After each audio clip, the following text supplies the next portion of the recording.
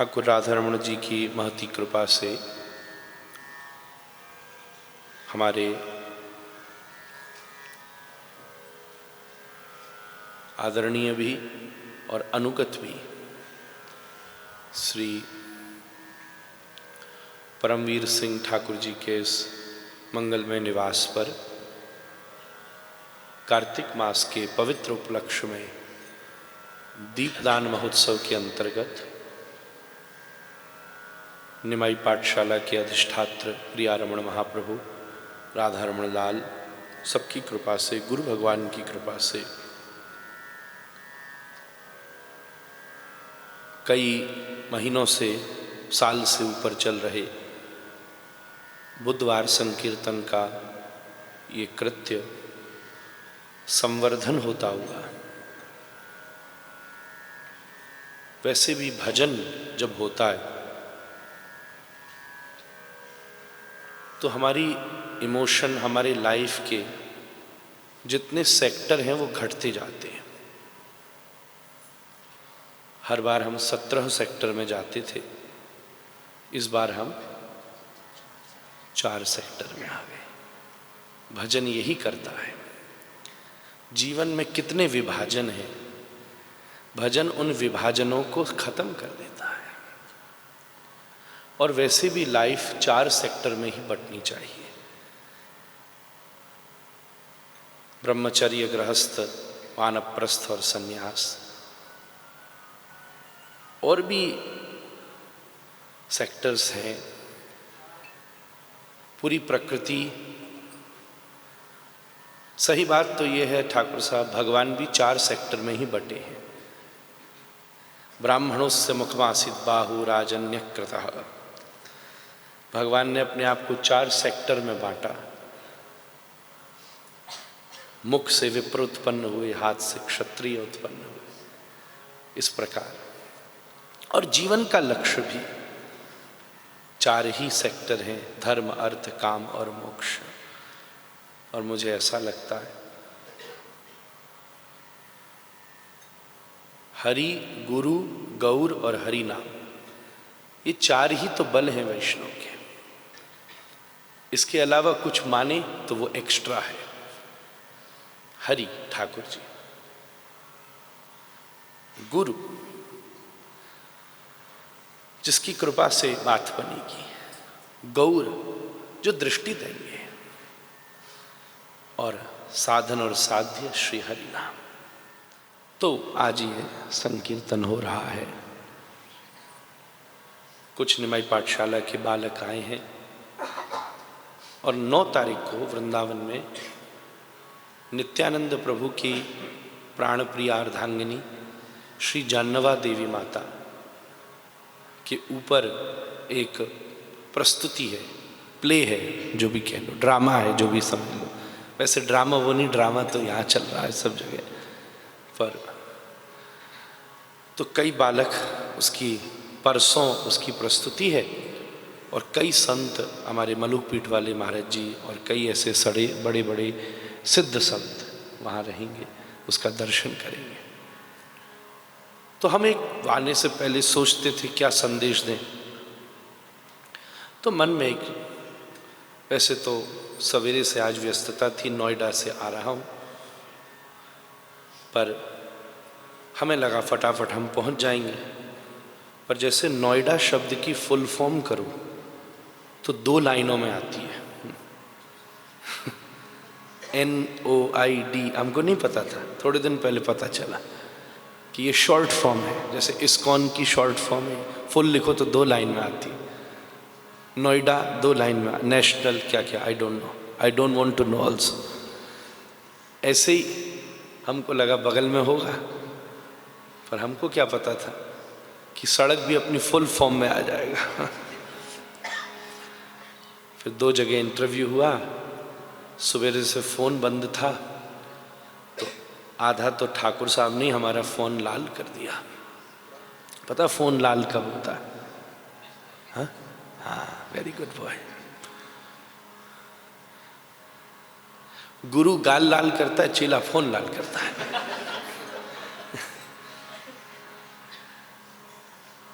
तो टाइम नहीं मिला, लगातार हम बात कर रहे थे, ये हमारे साथ था क्षितिज। फिर भी हमको 2-4 मिनट अवसर मिला, 1 मिनट आंख बंद की, माला फिर, तो एक विचार मन में आया।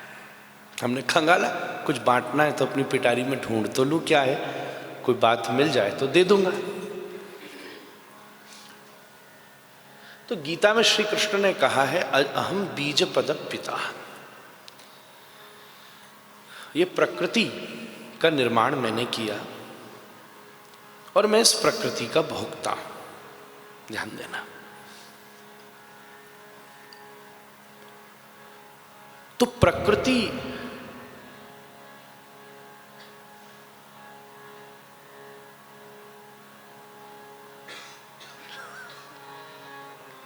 अब बुला लो, बड़ा प्रेशर है भाई।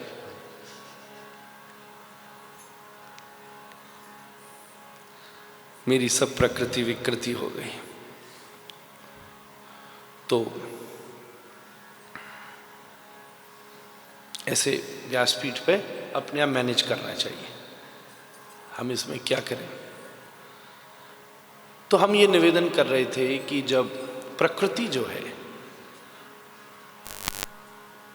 भगवान उसके निर्माता है और भगवान उसके भोक्ता है। भोक्ता भी भगवान है और निर्माता भी भगवान है। प्रकृति शब्द का मतलब क्या है? केवल हम जब प्रकृति शब्द इमेजिन करते और अंग्रेजी में उसको ट्रांसलेट करते नेचर, तो हमारी इमेजिनेशन में पेड़, पौधे, नदी, मट्टी, पर्वत, ये सब चीजें आती हैं।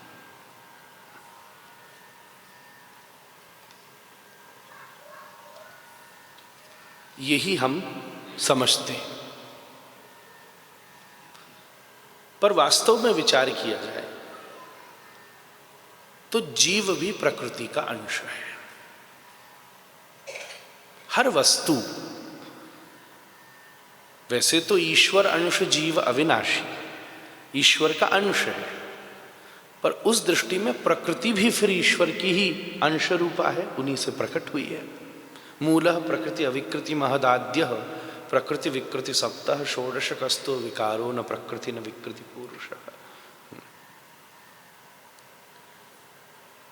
हिरण्यगर्भ समवर्तताग्रे भूतस्य जाता पतिरेक आसीत, वेद की श्रुतियां कहती हैं।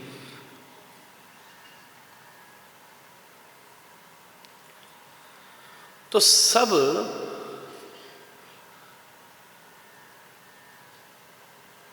प्रकृति का निर्माण ईश्वर ने किया, यही जोड़ा है प्रकृति और परमात्मा। साइंस भी इसको, वेस्टर्न फिलॉसफी भी इसको मैटर एंड स्पिरिट, ये दो मानती है। आप सब पढ़े लिखे लोग हैं। मैटर एंड स्पिरिट, प्रकृति और पुरुष हमारे यहाँ इसलिए भगवान को पुरुष कहा। ये पुरुष मस्कुलिन पुरुष नहीं है, यहाँ पुरुष शब्द का अर्थ मस्कुलिन नहीं है, अपौरुषेय पुरुष। उसका एक अर्थ ये भी है जिसको अनेक पुरुषार्थों से नहीं प्राप्त किया जा सकता। जो अपौरुषेय है उसको भी पुरुष कहेंगे, जिसमें कोई परुषता नहीं है उसको भी पुरुष कहेंगे। तो मैटर एंड स्पिरिट, प्रकृति और पुरुष। तो जब भगवान ने प्रकृति का निर्माण किया, और उस प्रकृति का निर्माण जब किया भी भगवान ने और किया भी अपने भोग के लिए, और उस प्रत्येक प्रकृति के ऊपर भगवान का पूर्ण अधिकार है, और उस प्रकृति में जीव भी आता है। जीव प्रकृति का अंश है। यहां विद्वान आचार्य जी आए, इसलिए मैं थोड़ा सा आगे कह रहा हूं, व्याख्या नहीं करूंगा, सबकी पल्ली नहीं पड़ेगी। विवर्तवाद और परिणामवाद, इन दो शब्दों में व्याख्या अलग हो जाएगी केवल आप समझने में। तो ये जीव भी चाहे ईश्वर का अंश रूप है पर फिर भी ईश्वर नहीं है। कृष्णदास कविराज लिखते हैं, जीवेर स्वरूपे होए नित्य कृष्णदास। तो प्रकृति के भोक्ता परमात्मा है और पूर्ण प्रकृति का भोक्ता परमात्मा है। पर जब जैसे प्रकृति का भोक्ता परमात्मा है, ऐसे जीव का भोक्ता भी परमात्मा है। परंतु जब जीव उस परमात्मा के भोग्य नहीं रहता और उसको उसका भोक्ता नहीं बनने देता, उसी स्थिति का नाम दुराचार है।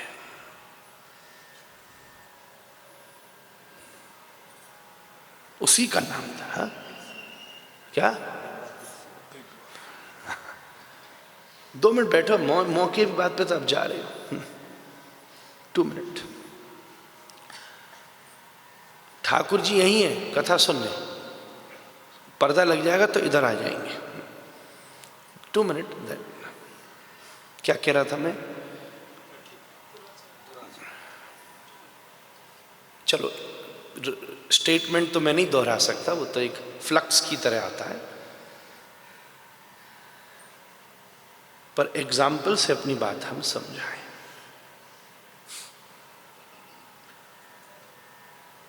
कृष्णदास यहां कहने का अर्थ क्या है?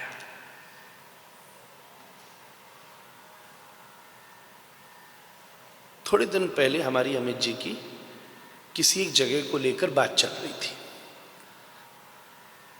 इनकी एक जगह है, बड़ी सुंदर है, किसी सुंदर स्थान पर है, परंतु ये स्वयं वहां नहीं जा पाते और वहां इनके द्वारा जो एक कर्मचारी नियुक्त किया गया है वो इस स्थान का मजा लेता है।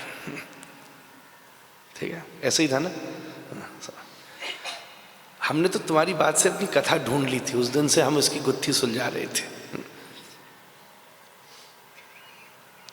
आपने अपने भोग के लिए घर बनाया और आपने आपकी व्यवस्था के लिए उसको वहां नियुक्त किया, पर उसने अपने आप को आपसे स्वतंत्र मानकर, तनख्वाह तो वो आपसे ही ले रहा है, सांस तो जीव ब्रह्म से ही ले रहा है, ये तनख्वाह तुम्हारी है। स्विच बंद किया ठाकुर जी ने, सबरी रायता फैल जाएगा। तनख्वाह तो जीव ब्रह्म से ही ले रहा है, जीव परमात्मा से ही ले रहा है, पर उस नौकर ने स्वामी से अपने आप को स्वतंत्र मान लिया और वो घर जो तुमने अपने सुख के लिए बनाया था वो उसका स्वयं का भोक्ता बन बैठा। इसी का नाम दुराचार है। अपि चेत्सु दुराचार भजते माम अनन्यः। जिस दिन ये बिंदु समझ आ गया, सदाचार, दुराचार, विधि, नियम, आसक्ति, अनासक्ति, अनुराग, बैराग सब सुलझ गया।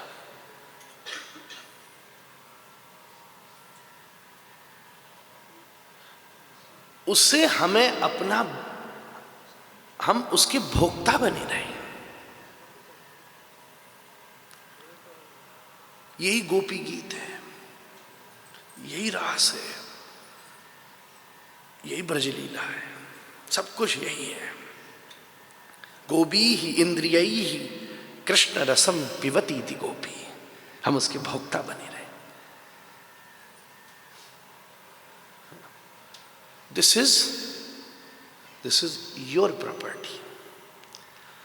इसलिए जब किसी वैष्णव को दीक्षा मिलती है तो वो अपने नाम के आगे भगवान के नाम के साथ दास शब्द का प्रयोग कर लेता है।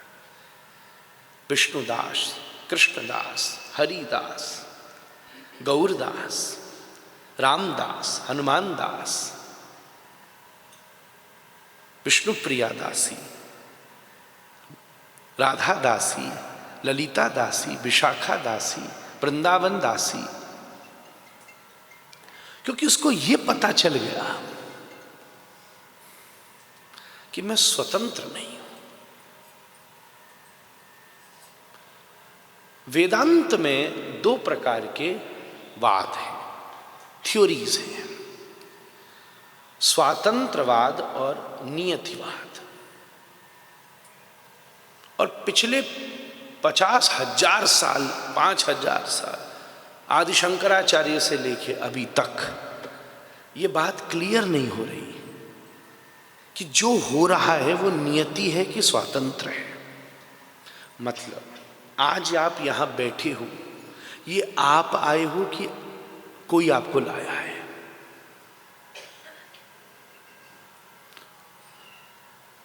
जो आए हैं बुलाया तो सबको गया है, उन्हें नियति लाई है कि इच्छा लाई है। और ये घर्षण अभी तक सॉल्यूशन हुआ नहीं। दर्शन शास्त्र में 350 स्कूल ऑफ फिलॉसफीज हैं, जिसमें 300 से ऊपर भारतीय हैं। फिलॉसफी के क्षेत्र का सबसे डीपेस्ट क्वेश्चन है नियतिवाद कि स्वातंत्रवाद। ये क्लियर ही नहीं हुआ, ये क्लियर नहीं हुआ।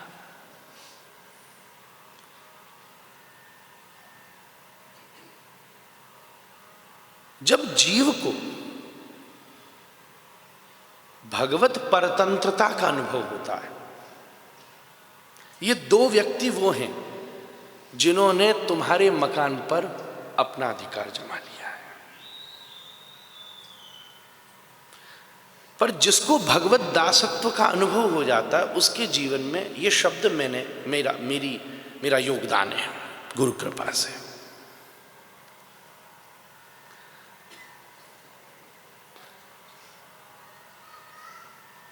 कि भगवत दास वैष्णव के जीवन में न स्वातंत्रवाद रहता है, न नियतिवाद रहता है, अनुग्रहवाद होता है, जिसको जीव कृपावाद कहता है। श्री आदि शंकराचार्य भी जगन्नाथाष्टकम, जो आप प्रत्येक मंदिर में गाते हो, ये शंकराचार्य द्वारा रचित ही है।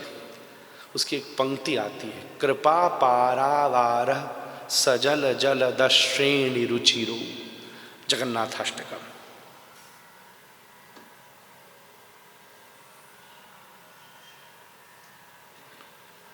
तो जब जीव स्वातंत्र अनुभव करके भगवान की प्रॉपर्टी, अब आपको देरी हो तो प्रभु जी जाओ, हमारा एक पॉइंट खत्म हो गया। बस ठीक है, ओके। तो जीव स्वातंत्र का अनुभव करके, इसी का नाम अभिमान है। कुछ बनने का नाम ईगो नहीं है, वो तो टेम्परेरी बात है, वो तो आज है कल टूट जाएगा। मूलतः अहंकार तत्व अभिमान यही है।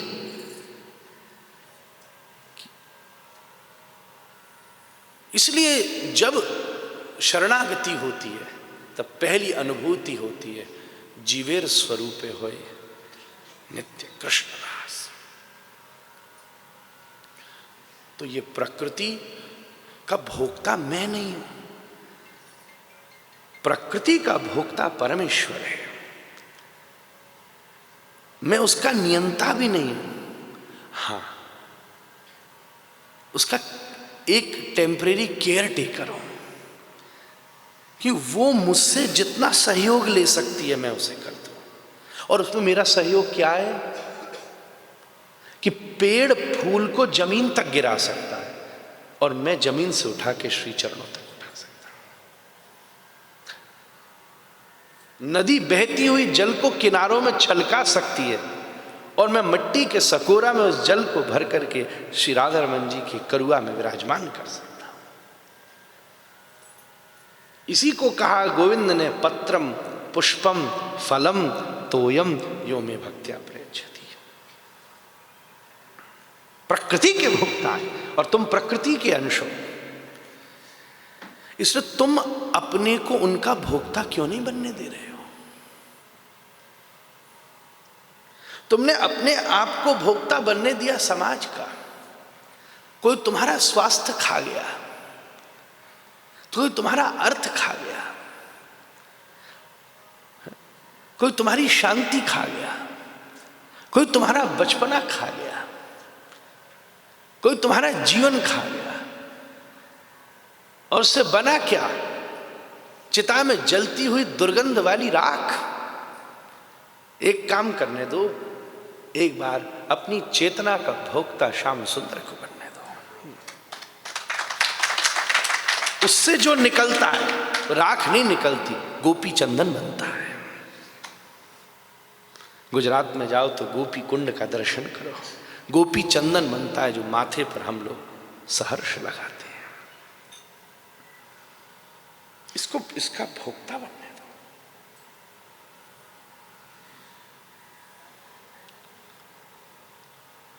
और इसके भोक्ता कब बनेंगे? दामोदर लीला में, मैं अप्रासंगिक बात नहीं करता, ये गुरु कृपा है। मैंने कहा प्रभु पधारो, मैं तो बीमार हूं। श्री दामोदर लीला में यमलार्जुन के पेड़ टूटे और नलकुवर और मणिग्रीव खड़े होकर के कहते, हम जैसा लोकैषणा वित्तैषणा यशैषणा स्वर्णैषणाओं से भरा हुआ पतित जीव दूसरा नहीं हुआ। नारद जी की कृपा हो गई, पेड़ बन गए। और क्या बढ़िया पेड़ बन गए। दुनिया तुमसे बंधी है, तुम हमसे बंधे हो। श्याम सुंदर कोई शमशान की पेड़ नहीं बने जहां जलती हुई चिता के धुएं में काले पड़ जाते, तुम्हारे आंगन के पेड़ बने। और जब तुम माखन चोरी करके आके हमारे तने से अपना हाथ पहुंच लेते तो हम जीव निकाल के तुम्हारे हाथ से चाट लेते थे। इसके बाद भी वो क्या मांग रहे हैं, हमें क्या चाहिए? आचार्य जी भागवत जी का प्रसिद्ध श्लोक है, आप मेरे भोक्ता हो जाओ। वाणी गुणानुकथने श्रवणौ कथाया। वो जो राधा रमणम हरे हरे गाया है इंद्रेश जी ने, उसमें मंगलाचरण में, क्योंकि हमारी उनकी बात हुई थी 4 वर्ष पहले, यही श्लोक दिया गया है, आप सुनना।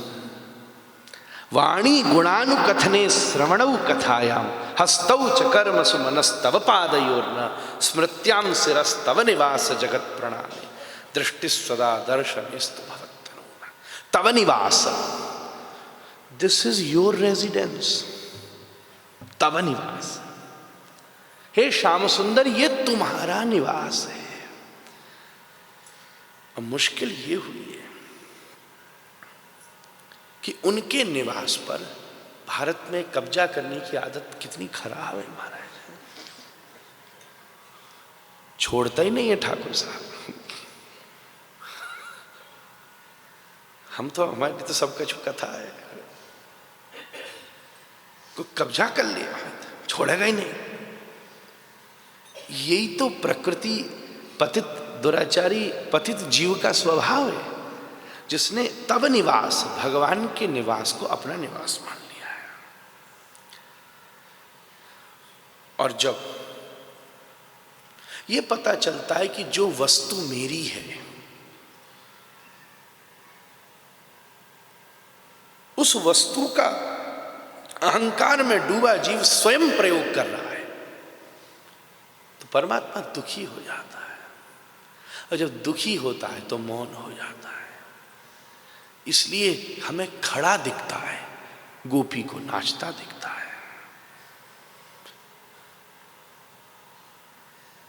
हमें स्वरूप में दिखता है, गोपी को लीला में दिखता है। हमें मंदिर में दिखता है, गोपी को मन के अंदर में दिखता है। ये जो भोक्ता की स्थिति है, इसी का नाम दीक्षा है। जिस प्रकार से नवविवाहिता युवती एक व्यवस्थित कर्मकांड के पश्चात एक नवदाम्पत्य संपन्न, नव सौष्ठुव सुष्ठु संपन्न लालित्य से युक्त दो जुगल दंपति एक विधिक कर्मकांड के पश्चात, एक कार्य क्षेत्र की पूर्ति होने के पश्चात, एक दूसरे के गोत्र के सन्मिश्रण के पश्चात, एक दूसरे के भोक्ता का अधिकार एक दूसरे को भी ब्राह्मण के संकल्प के द्वारा प्रदान कर देते हैं। तदनुरूप ही सद्गुरुदेव भी विद्यमान होकर के जीव और ब्रह्म के बीच में एक संबंध बिठा देते हैं कि तुम एक दूसरे के भोक्ता बन जाओ, यही भोग लगाना है। और जब किसी नव दंपति, नव यौवन संपत्ति संपन्न दंपति का विवाह होता है, तब केवल प्रकृति से युक्त किसी जीव का जन्म होता है, पर जब जीव और ब्रह्म का ब्रह्म संबंध होता है तब भक्ति की उत्पत्ति होती है। ये फलस्वरूप है, ये भूमिका स्वरूप नहीं है। भक्ति से ध्रुव को भगवान नहीं मिले। भगवान सामने खड़े हो गए और ध्रुव कह रहा, भक्ति मोह प्रवहताम त्वयि में प्रसंगो भूयाद अनंत महताम अमलाशयानाम येन्वेल्ज सोणमरुमरु व्यसनम भवाब्धिम निश्रे भवद गुण कथाम मृतपान मत्ता। तब जीव के ऊपर न नियतिवाद होता है, न स्वातंत्रवाद होता है, कृपावाद होता है। और जब कृपा होती है तब तुम ये नहीं कहते कि मुझको यहां मेरा निर्णय लेकर आया, मेरी प्लानिंग लेकर आई, मेरा टाइम, मेरा टेबल लेकर आया, मेरा रूटीन लेकर आया, मेरी प्रैक्टिस लेकर आई, मेरा संस्कार लेकर आया, मेरी श्रद्धा लेके आई, मेरा आकर्षण लेके आया, मेरी माता की कृपा लेकर के आई, मेरे परिवार के सुहित संस्कार समाज में व्याप्त मेरी प्रतिष्ठा लेकर के आई। फिर ये नहीं कह सकते कि मेरा प्रारब्ध लेकर आया, मेरा कर्म लेके आया, मेरे किसी जन्म जन्मांतरों में किए गए सुकृतों का ये पुण्य मुझे प्राप्त हुआ, बल्कि फिर खुले हाथ कह सकते हो किशोरी जी की कृपा मुझे यहां बिठा रही है। क्योंकि कृपावाद का प्रभाव जीवन में प्रकट हो गया। और जब कृपावाद होता है तो नियतिवाद और स्वातंत्रवाद हाथ जोड़ करके दरबान की तरह दरवाजे पर खड़े हो जाते हैं। भगवान श्री जगन्नाथ माधव दास के मल के कपड़ा धोते हैं। माधव दास बीमार हो गए, नियम नहीं होता था तो कपड़ा में मल निकल जाता था, तो महाप्रभु उतर करके आके लाता, हम अपने हाथ से धो लेते हैं। श्री जगन्नाथ महाप्रभु उस वस्त्र का मार्जन करते हैं। नहीं, ये आप क्या कर रहे हो, आप ये चले जाओ, मुझे आपको ऐसे देखकर पीड़ा हो रही है। तो जगन्नाथ कहते तुझे ऐसे देखकर मुझे पीड़ा हो रही है, ये ऐसे कैसे चलेगा। महाप्रभु ने कहा ठीक है, ऐसी बात है तो छोड़ो, तेरा भी बात निभ जाए, मेरी भी बात निभ जाए, न तो मुझे तेरा मल साफ करना पड़े और न तुझे ये पीड़ा हो जिससे मुझे दौड़ के आना पड़े। इसलिए एक काम करता हूं, थोड़े दिन के लिए मैं बीमार हो जाता हूं। यही जगन्नाथपुरी का स्नान यात्रा का मौसम है। भगवान जगन्नाथ बीमार हो जाते, पटबंद हो जाता है और सब लोग जाकर के अलारनाथ में दर्शन करते हैं। और उसके बाद स्नान यात्रा में जब पट खोलते हैं, तो महाप्रभु को स्नान करा करा के सारे के सारे प्रारब्ध जनित जो प्रताप माधवदास का, वो जगन्नाथ प्रभु अपने ऊपर ले लेते हैं। ये न स्वातंत्रवाद है, न ये नियतिवाद है, ये कृपावाद है हमारा। कृपा पारावार सजन जलद श्रेणी रुचिरो। तो इसीलिए उनको अपना भोक्ता बनने दो, और उनको आपका भोक्ता बनने की व्यवस्था ही भक्ति है। भगवान से, इन नेत्रों से भगवान का दर्शन करना, उनका नेत्रों को भोग करना है। इन कानों से कथा का श्रवण करना, उनका इन कानों का भोग करना है। यही सेवा है, यही भक्ति है, यही योग है, यही ज्ञान है,